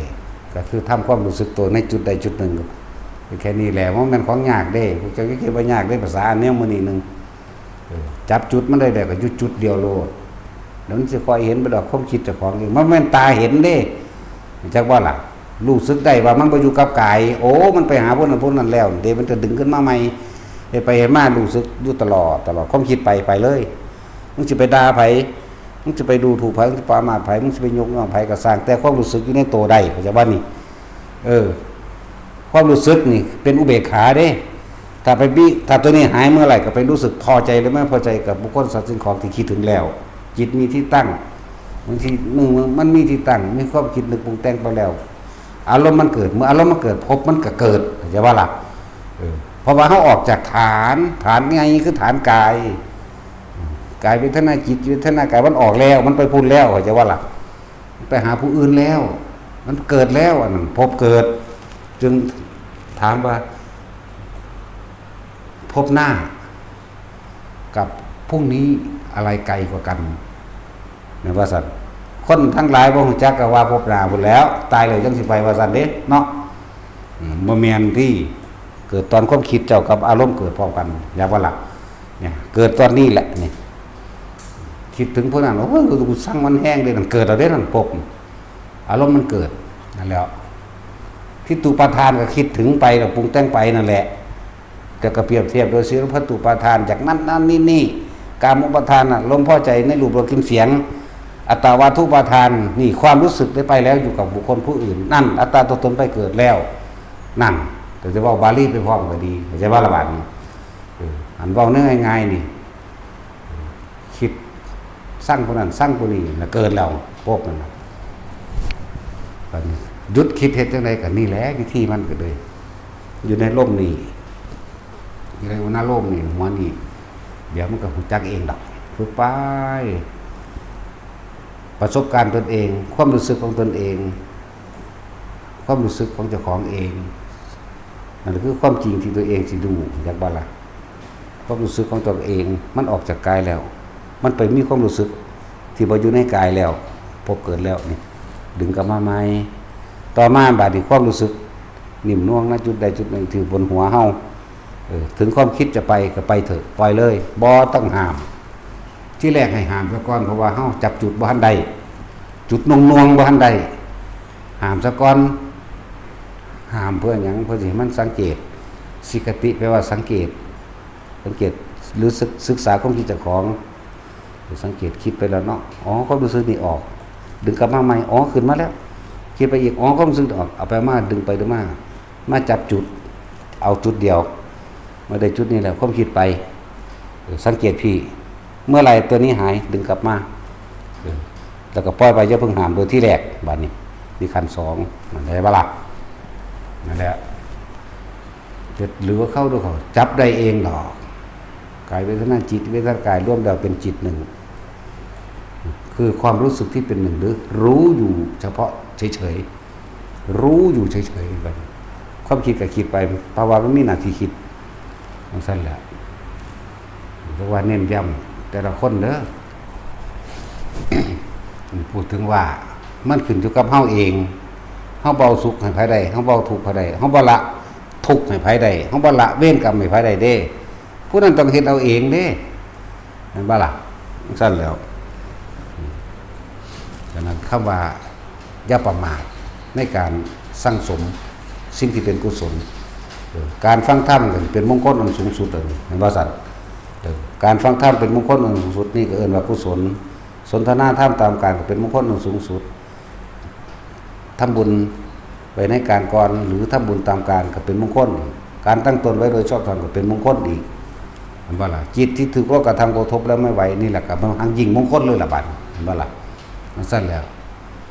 นิพพานาสัจจิกิริยาเอตมังคารมุตตังเป็นผู้รู้แจ้งซึ่งพระนิพพานจบอยู่ตรงนี้ว่าซั่นประเทศมงคล38แล้วอันนี้ก็เลยบำรุงเลี้ยงมารดาบิดาเลี้ยง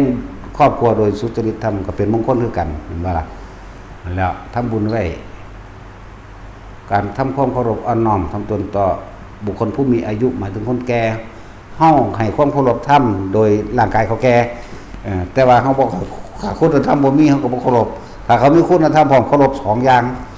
จะว่าล่ะแต่เพิ่นจึงบ่ให้ไปทำลายคนเฒ่าเขาจะบ่บาดแต่พอมันปากลายก็ตบปากมันแหละ เนาะตาสินนี่แต่ให้ตาสินตบเด้ แต่ว่ามื้อนี้เฮาเห็นเฮาฮู้แล้วก็เลยต้องว่าตั้งตนไว้โดยชอบธรรมตั้งตนได้โดยธรรมอีกนะยังความไม่ประมาทอย่าให้มันเกิดความประมาทอย่าให้มันเกิดละอกุศลคิดเรื่องใดบ่ดีหรือไปซะหรือมีผู้ใดเว้าเรื่องร้ายๆนำความดีเข้ามาหักล้างขึ้นอยู่กับตนเองเด้บัดนี้สำหรับคนที่สั่งสมสิ่งที่เป็นอกุศลไผสิเว้าดีพระเจดีย์เป็นได้ก็สั่งมันสิแนวบ่ดีนั่นมาหักล้างนั่นบ่สังเกตเบิ่งโลดเฮาสิอธิบายจังได๋ก็สั่งอันนั้นได้สั่นผู้นั้นตอนนั้นตอนนี้ได้สั่นมันบ่ฮู้จักดอกมันบ่ได้เป็นเขาดอกมันดึงมานั่นแหละสังเกตเบิ่งได้ว่าไผสั่งสมกุศลและอกุศลไผสิเว้าก้าวตู้ใส่หลายเพียงใดก็สั่งผู้นี้สิดึงแต่สิ่งที่เป็นกุศลเพิ่นเอิ้นภูมิจิตภูมิธรรมภูมิจิตที่เป็นอกุศลธรรมและภูมิจิตที่เป็นกุศลธรรมนี่คำว่าภูมิจิตภูมิธรรมต้องเป็นกลางอยู่เด้คนที่มีภูมิจิตภูมิธรรมที่เป็นกุศลธรรมเพราะว่าเขาสั่งสมสิ่งที่มันเป็นบุญเป็นกุศลคือเน้นหน่อยมันเป็นหยังคือบรรลุบ่แม่นเน้นนี่เด้บ่ทันได้ว่าบ่ได้มาพยากรณ์เน้นเด้ เดี๋ยวมันสิหาว่ากูย่องเอาเองอีกเนาะ คือเวลาเฮายกพระองค์นั้นองค์นี้ว่ายกย่องพวกเดียวกันกูบ่รู้จักเขาแม่นว่าล่ะมึงคือสิรู้จักเขาก็กูเด้อเนาะกูบ่ได้รู้จักเขาเด้เพิ่นเป็นคนดีสมควรที่ยกย่องขึ้นว่าเป็นคติตัวอย่างเฮาก็ยกย่องตัวเนาะเพิ่นเป็นผู้คนดีเพิ่นเป็นครูบาอาจารย์จังซี่แหมเพิ่นทำความดีแหมยกย่องพวกเดียวกันว่าซั่นไม่พระคือกันสิยกย่องกันตัวเนาะมีแม่มึงนี่ แต่อยู่ในนี่ถึกด่าเบิดบ่ทันได้ย่องไผอยู่ อยู่ในนี่มีแต่ถึกด่าเบิดบ่เกี่ยวกันมึงหั่นเรียกว่าล่ะบ่เกี่ยวกับเฒ่าบ่เกี่ยวกับหยังพวกเจ้ายินดีพอใจให้คนด่าก็ด่าแม่นว่าล่ะมันต้องยอมตัวแต่บ่ยอมมันสิได้หยังมันสิเห็นหยังนั่นแหละอยู่ในนี่ถึกด่าเบิด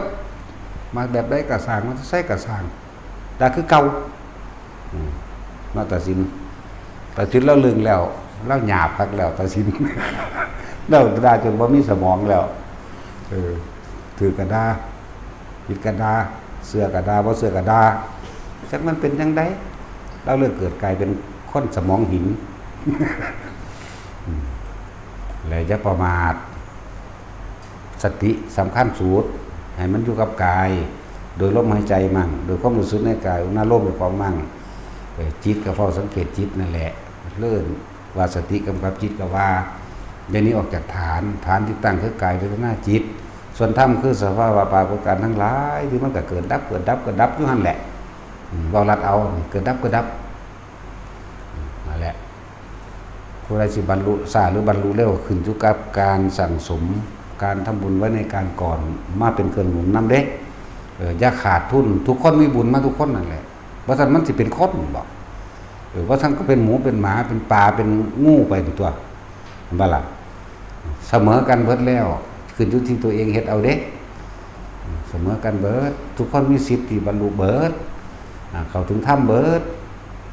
เข้าถึงความจริงอริยสัจหูจักเหตุแห่งการเกิดหูจักเหตุแห่งการดับผู้ใดหยุดคิดปรุงแต่งในความใดดีไม่เป็นอารมณ์เกิดขึ้นบ่ได้ผู้นั้นก็เป็นนิพพานดับเย็นนิพพานนั่นน่ะมันมีตั้ง20ซื่อเขาเจ้าให้ซื่อนัยยะไว้เห็นบ่ล่ะเขาเจ้าเปรียบเลยเพราะว่าทั้งหลายแล้วนั้นมันวาดภาพบ่ได้มันบ่มีภาพปราศจากความคิดนึกปรุงแต่งในความอยากได้อยากดีอยากมีอยากเป็นว่างจากสิ่งที่มีก็ว่าจากว่าว่างจากสิ่งที่มีว่างจากสิ่งที่เห็นว่างจากสิ่งที่ได้ยินแต่ว่ามีในสิ่งทั้งปวงแต่ว่างจากสิ่งที่มีโอ้ยมันเป็นตะงงคืออย่างนี้เนาะผู้ว่าเข้าใจก็สมควรแล้วแหละที่บ่เข้าใจเพราะว่ามันบ่ได้ฝึกหัดโดยตัวเองมันบ่เอาตัวเองเข้ามาเดินทางมันบ่ล่ะสิไปอธิบายยังมันบ่แม่นแนวคิดเอาเด้นี่คิดเท่าไหร่ก็ไม่รู้เด้ตอนเมื่อหยุดคิดนั่นแหละจึงรู้เฉยๆอีกมันได้บ่ล่ะแล้วมาฝึกมาหัดมาภาวนาเอาตัวจะฮู้ความคิดแต่ของมันฟุ้งซ่านได้ขึ้นไปเพิ่งภูเขาพุ่นแม่นว่าล่ะอันดับต้นแรกก็ย่านล่ะผี ย่านผีย่านงูย่านนั่นย่านนี่นะนั่นแหละหมู่อันพระภิกษุสงฆ์เฮาอยู่นี่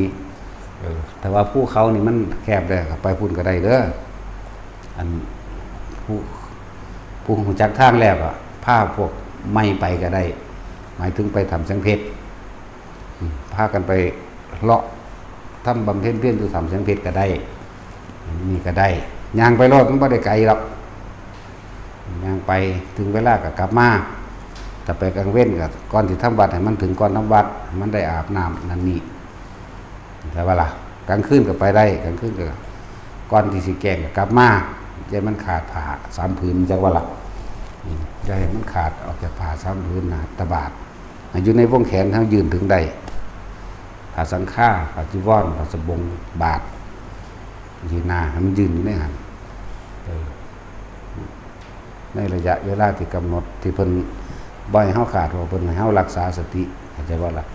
บ่อีกอย่างนึงก็คือเพิ่นให้เฮารักษาสิ่งที่เป็นกุศลนำความคิดมันจะบ่ฟุ้งออกไปหาผู้นั้นผู้นี้ถ้าขาดการอธิษฐานใหม่เด้อบ่แม่นว่าอธิษฐานบ่ได้อธิษฐานใหม่สิว่าเฮาลืมนั่นนี่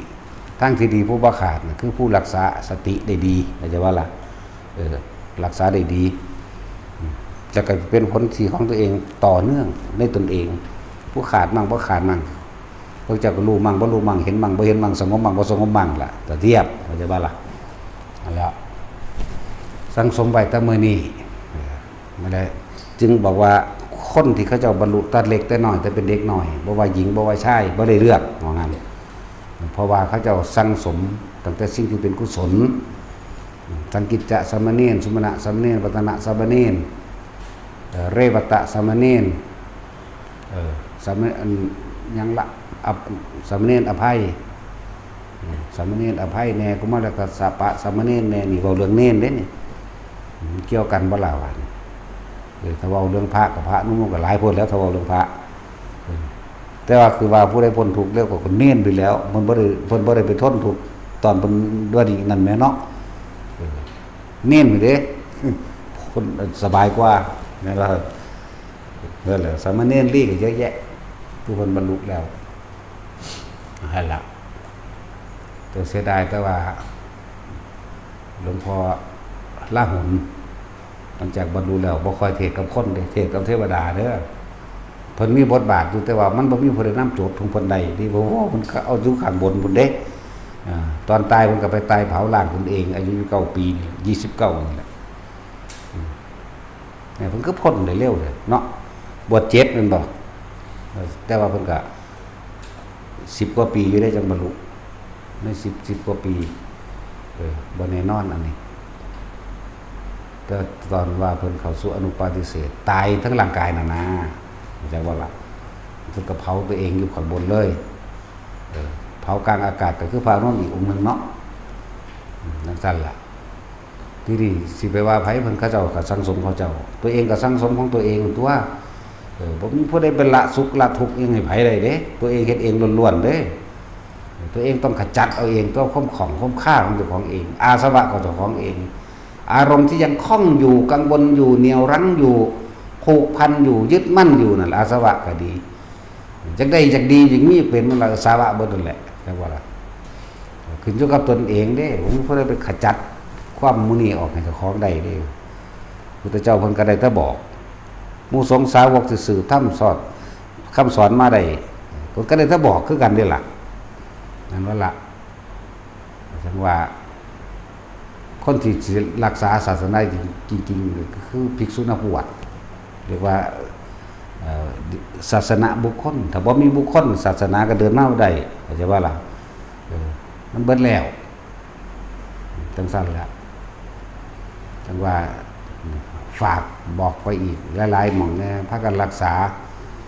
ศาสนาบุคคลหมายถึงภิกขุนักบวชแต่ว่ามีภิกษุนักบวชพวกเจ้าสิได้ยินบ่ฟังธรรมแบบนี้บ่ว่าสิเป็นไผองค์หลวงพ่ออินทวายหลวงพ่อต่างๆนั่นแหละนั่นว่าซั่นพวกเจ้าสิไปเอาความรู้มาจากไสแต่เฮาบ่รักษาไว้เนาะแต่ก็เป็นศาสนาเดียวเท่านั้นที่สอนมรรคมีองค์8อริยสัจ4ให้เห็นตามความเป็นจริงแล้วก็ให้พ้นจากการเกิดได้นอกนั้นพ้นบ่ได้มันมีตั้งแต่หวังขอให้สิ่งนั้นสิ่งนี้สิไปอยู่นำพระเจ้าจักพ่อกับแม่เป็นไผพระเจ้าก็เลยสร้างโลกตอนนั้นพ่อกับแม่ไปเอากันอยู่ไสมันจึงสิออกมาสร้างโลกเนาะเกิดขึ้นเองบ่ได้ทุกอย่างเหตุปัจจัยโยทั้งนั้นทุกสิ่งทุกอย่างย่อมมีเหตุจังซั่นแล้วทั้งว่าพวกเขาพยายามสร้างสติต่อเนื่องเด้อสติก็อยู่ในกายฐานที่ตั้งแห่งสติจังได๋ก็กายเวทนาจิตเวทนากายมันสิเห็นธรรมเองดอกแล้วก็บ่ต้องห่วงดอกคำว่าสมชาติเจริญชาติแบบนี้ไผสิไปเว้าว่าบ่บรรลุหรือบ่บรรลุก็สร้างของเขาจักบ่ล่ะขึ้นอยู่กับตัวเฮาเองสิว่างหรือบ่ว่างต่างหากแม่นบ่สมถะกับวิปัสสนาตีคู่กันบ่ต้องไปอาศัยสถานที่ที่เงียบแบบบ่มีคน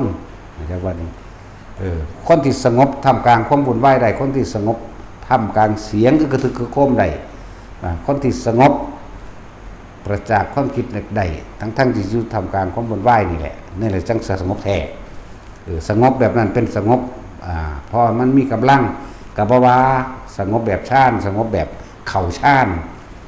ก็อาศัยสถานที่อันบ่มีคนผูกพันบ่ปริโภทบ่กังวลจักว่าล่ะบ่ได้กังวลน้ำญาติบ่ได้กังวลน้ำสถานที่ธรรมะบ่ได้กังวลหยังล่ะหลายๆอย่าง แต่ถ้าเฮาจับขอเทคนิคมันได้สงบท่ามกลางความวุ่นวายเพราะว่าเฮาบ่เอาความคิดหนีออกจากกาย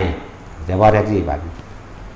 กายเวทนาจิตเวทนากายอยู่ได้ดีธรรมคือสภาวะทั้งหลายที่มันเกิดดับธรรมสภาวะทั้งหลายบ่ว่าสิรูปบ่ว่ารสบ่ว่ากินบ่ว่าเสียงคือทึกโคมอันนั้นอันนี้เห็นเป็นของไม่เที่ยงไม่จีรังยั่งยืนเห็นเป็นของไร้สาระบ่ควรถือเอาใดแล้วก็เห็นเป็นสิ่งว่าทั้งหลายทั้งปวงเหล่านี้สัพเพธรรมานารังอภินิเวสยะสิ่งทั้งหลายทั้งปวงมีความเกิดขึ้นเป็นธรรมดามีความแตกกันเป็นธรรมดาอันเราเองนี่แหละไม่ควรเข้าไปยึดมั่นถือมั่นปรุงแต่งให้เป็นได้ดังใจเราที่อยากให้มันเป็นเพราะสิ่งทั้งหลายนั้นมีแค่ความเกิดและความดับจากว่าล่ะบ่อยู่ในอำนาจการบังคับของตนก็ว่าไปแม้แต่กายเจ้าของแท้ๆยังบังคับอะไรเนาะเฮาก็ยอมรับความป่วยยอมรับความผลัดพรากยอมรับความตายยอมรับนึงเด้มันมีหยังมากเด้ทางปัญญาก็ดียอมรับนี่รูปเวทนาสัญญาสังขารวิญญาณบ่เป็นของรูปนี่บ่เป็นตัดตายเหลือแต่เวทนาสัญญาบ่เป็นถ้ามันเข้าใจตรงนี้ได้มันก็บ่ได้อีหยังมากดอกคือละแค่ในอุปทานขันธ์ห้า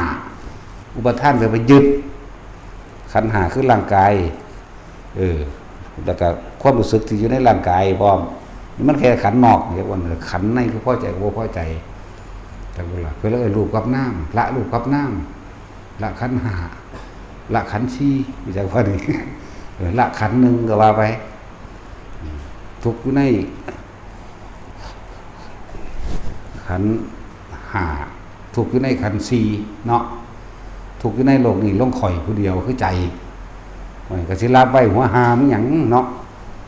ขันธ์ห้ารูปเวทนาสัญญาสังขารวิญญาณขันธ์ห้าขันธ์สี่เวทนาสัญญาสังขารรวมแล้วคือใจตัวเดียวหนึ่งบัดรูปกับน้ำละขันธ์ห้าคือบ่มีความปรารถนาในความเกิดเป็นหยังอีกบ่เอาแล้วกูเห็นมึงแล้วมึงพากูทุกข์ความคิดจะว่าอะไรหยุดคิดก็รู้ละจึงว่านี่สมาทาน